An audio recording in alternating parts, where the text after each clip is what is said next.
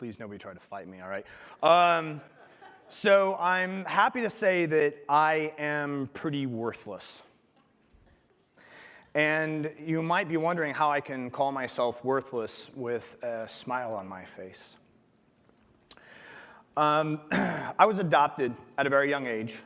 My adopted father, my dad, was a very angry and volatile alcoholic. And I'm happy to say that he has 28 years of sobriety now, and he's one of my best friends in the world. But as a child, fear was my constant companion. And not only the fear of, the physical violence that could erupt at any moment, but there was a deeper, more insidious fear, the fear of not being enough in this world, the fear of not being worthy. So to me, as a young man, being worthy meant being tough, being able to endure anything. That's how I would prove my worth. So as a young man, I enlisted in the Marine Corps Reserves, and I went to Marine boot camp, and the drill instructor said, "Until you're a United States Marine, you're nobody." And I thought, thank God, I'm finally going to be somebody. So I went through boot camp, and it was very rigorous, and on graduation day, I was so proud. And that feeling, and I felt worthy. And that feeling lasted for about a week.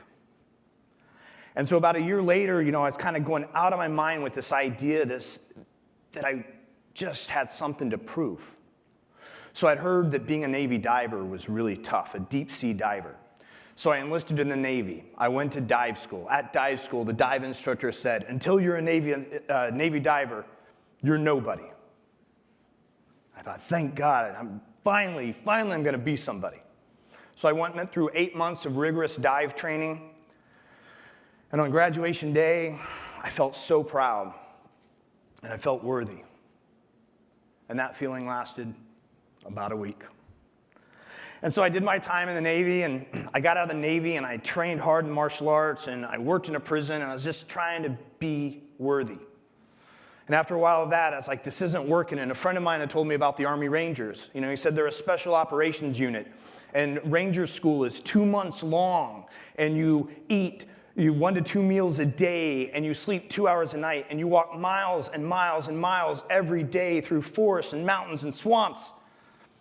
And I thought, that sounds like heaven. So I joined the Army. I went to my 3rd boot camp.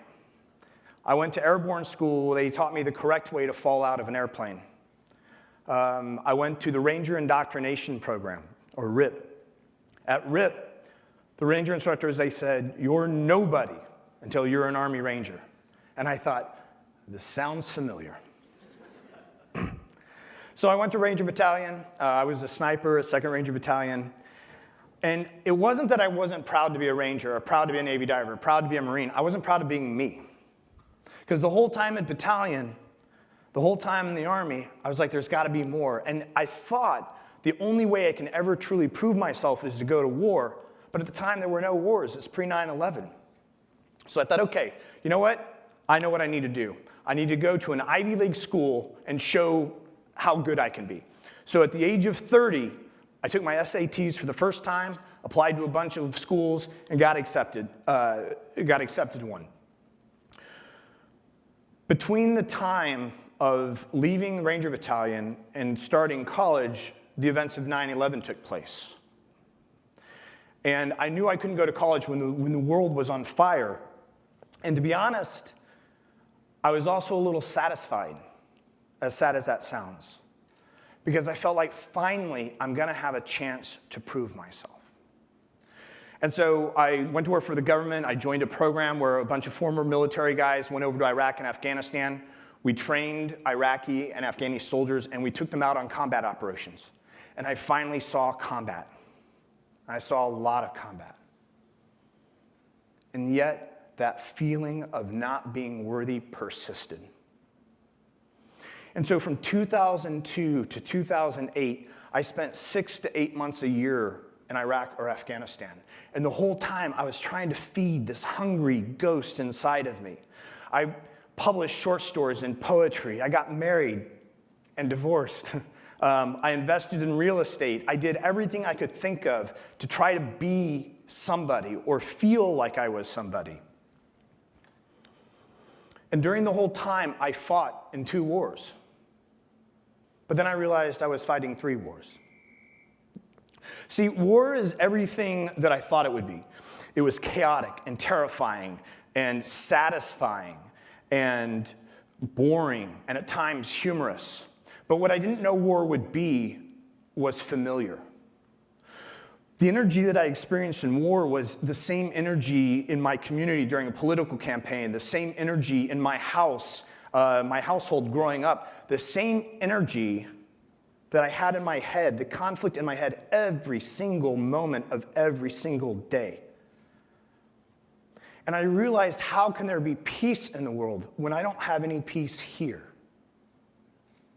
I am starting the wars right here. And you know, Buddha said that life is dukkha.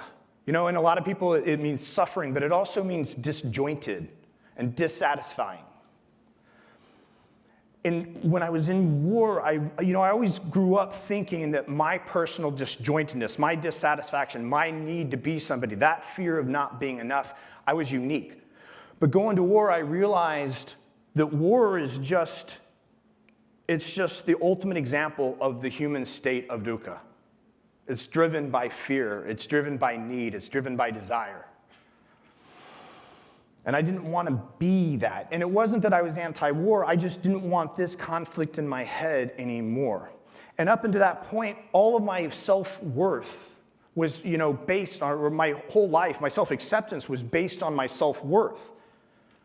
I couldn't accept myself until I felt I was worthy. But the problem with worth is it's comparison. There's always going to be somebody who's done something I haven't, or has something I don't, or whatever else.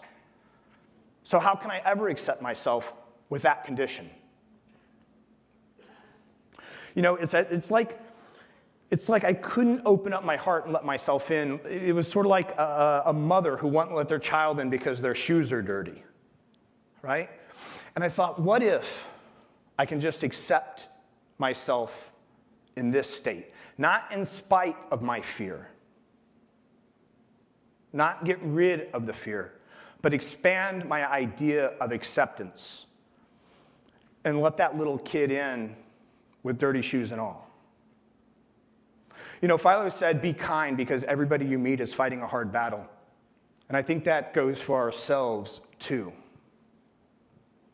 And so for me, I think that maybe if we're just a little bit kinder to ourselves, the world might be a kinder place. Maybe. Thank you.